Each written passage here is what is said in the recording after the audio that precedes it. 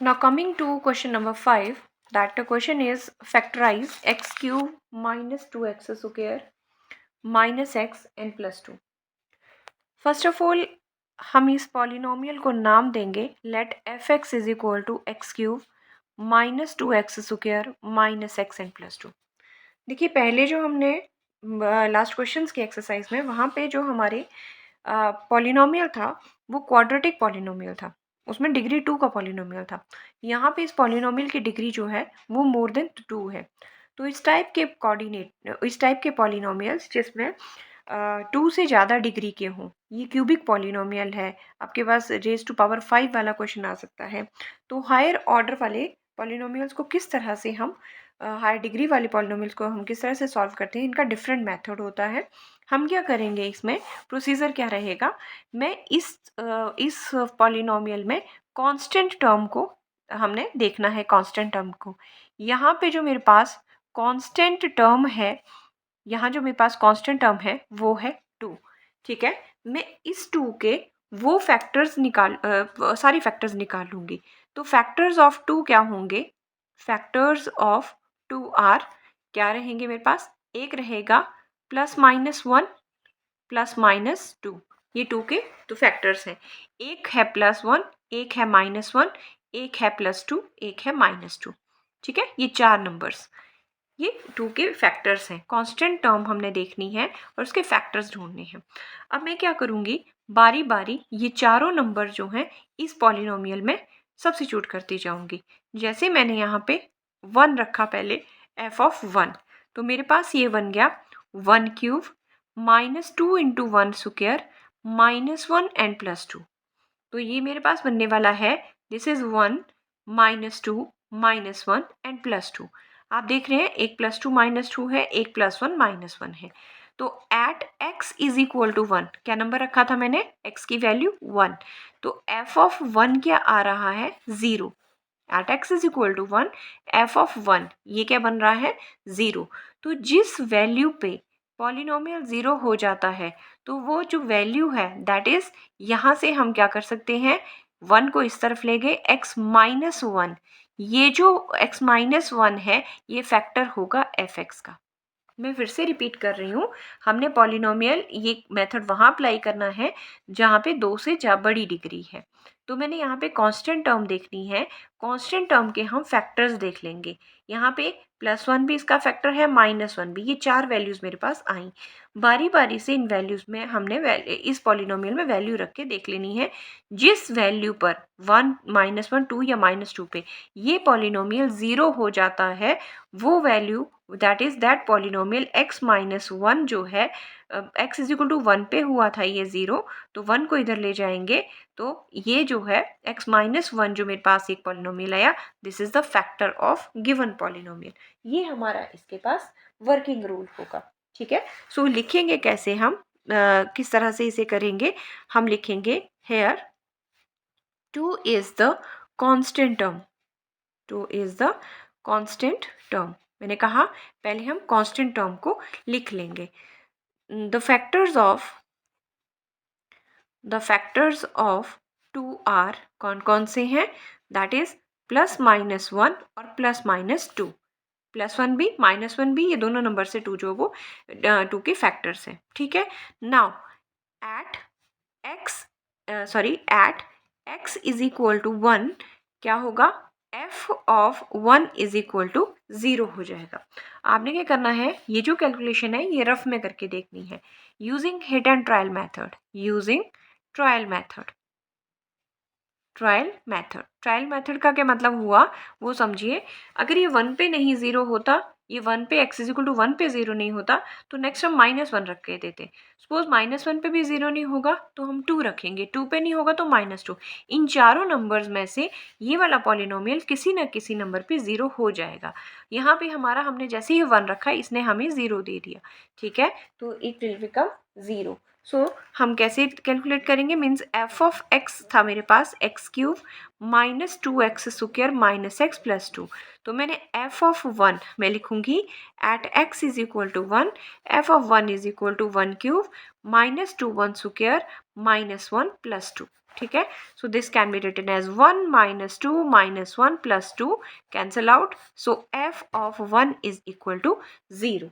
ठीक है, f of 1 at equal to 0 किस पे बना है, at x is equal to 1 पे 0 आया था। अब इसका मतलब है x इज इक्वल टू 1 जो है इस पॉलिनोमियल के 0 है, मीन्स इस 1 को हम इधर ले जाएं और इज इक्वल टू 0 बना दें, तो हम कह सकते हैं ये जो x माइनस 1 है जो इस पॉलिनोमियल को 0 बना रहा है is factor of given polynomial. This employees x minus 1 is a factor of f of x।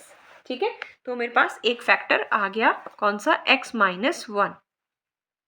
Basically हमारा क्वेश्चन है x क्यूब है, मुझे यहाँ के इसे फैक्टराइज करना है। इसके 3 फैक्टर्स होंगे, जितनी पावर होती है, यहाँ 3 है तो 3 फैक्टर्स होंगे, 2 होता तो 2 फैक्टर्स होते, तो मुझे आउट ऑफ 3 एक फैक्टर का पता चल गया कि x माइनस 1 जो है इसका फैक्टर है। अब मुझे by long division methods, now by long division method divide, किसको डिवाइड करेंगे हम डिवाइड करेंगे x cube minus 2x square minus x plus 2 को बाय जो इसका फैक्टर आया था x माइनस 1 से। ठीक है, सो देखिए किस तरह से डिवीजन होती है वो भी आपने सीखनी है। This is 2x square minus x plus 2 है और इसे मैंने डिवाइड कर दिया x माइनस 1 से। अब देखिए लॉन्ग डिवीजन मेथड पॉलिनोमियल्स में साथ साथ में आपने सीखना है कि किस तरह से करते हैं। मेरे पास यहाँ नंबर, ये पॉलिनोमियल है मेरे पास, this is dividend and divisor. मुझे पहले क्वोशंट का पहला नंबर पता करना है कि क्या होने वाला है। मैं क्या करूँगी, एक जो फर्स्ट यहाँ पे लेटर है दैट इज एक्स क्यूब, इसका फर्स्ट जो पॉलिनोमियल का फर्स्ट नंबर है ये मैं ले लूँगी, दिस इज एक्स क्यूब। इस एक्स क्यूब को मैं डिवाइड करूँगी बाय दिस एक्स। ठीक है, मैंने क्या किया, x cube divided by x, इसको इससे डिवाइड कर दूंगी, ये मेरे पास बच रहा है एक्स स्क्वायर। ठीक है, अब जो आया एक्स स्क्वायर, उस एक्स स्क्वायर से मैं इस पूरे डिवाइजर को इनटू कर दूंगी। ये फिर से सुनना है, मैंने पहला लेटर लेना है और इसका भी पहला लेटर लेना है, इन दोनों को डिवाइड करना है। एक्स स्क्वायर बचा, जो एक्स स्क्वायर है उससे मैं इन दोनों को इसको मल्टीप्लाई कर लूँगी, ये जो दोनों नंबर हैं, ये मेरे पास बना x cube minus X square. ठीक है, तो जैसे मैंने डिवाइड किया था यहाँ से इस एक्स से इस एक्स क्यूब को डिवाइड करूंगी तो मेरे पास बनेगा एक्स स्क्वायर। तो क्वोशंट का पहला नंबर क्या आ गया, एक्स स्क्वायर। इस एक्स स्क्वायर से मैंने डिवाइड किया, x square into x is x cube. Like terms को लाइक के नीचे लिखना है, मतलब सेम पावर्स वाले नंबर सेम पावर्स के नीचे आएंगे। ठीक है, this is x cube minus X square minus X square. फिर हम माइनस करते हैं, माइनस करने से पहले क्या करते हैं, हम साइन चेंज करते हैं, नेगेटिव को पॉजिटिव और पॉजिटिव को नेगेटिव बना लेते हैं, ये कैंसिल हो जाएगा। This is minus and this is plus. अब ये वाला साइन कंसीडर किया जाएगा, तो 2 माइनस 1 इज 1 और साइन कौन सा आएगा, बिग नंबर का, तो ये मेरे पास बन जाएगा minus X square minus X plus 2।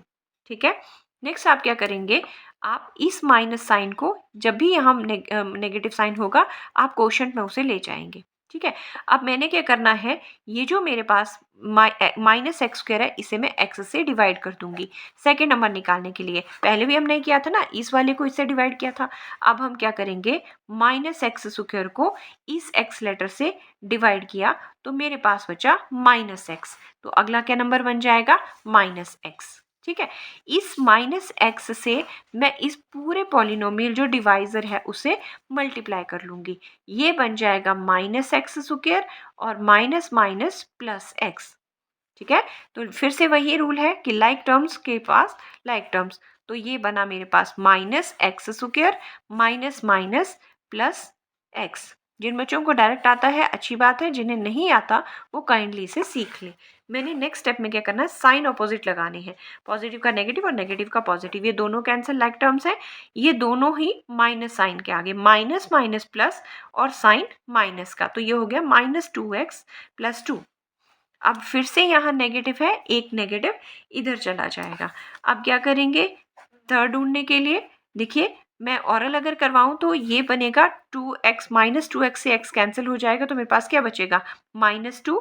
मतलब मैं इस -2x को इस x से डिवाइड करूँ तो मेरे पास बच रहा है -2। इस -2 से ये जो यहाँ -2 आया, इस -2 से मैं इस पूरे को फिर से मल्टीप्लाई करूँगी ताकि मेरे पास नेक्स्ट पॉलिनोमियल बन जाए। ये बन जाएगा -2x एंड +2, तो ये बनेगा -2x + 2। Again change it's science, ये कैंसिल, हेयर डिनोमिनेटर इज 0। क्या आ गया रिमाइंडर क्या आ गया 0।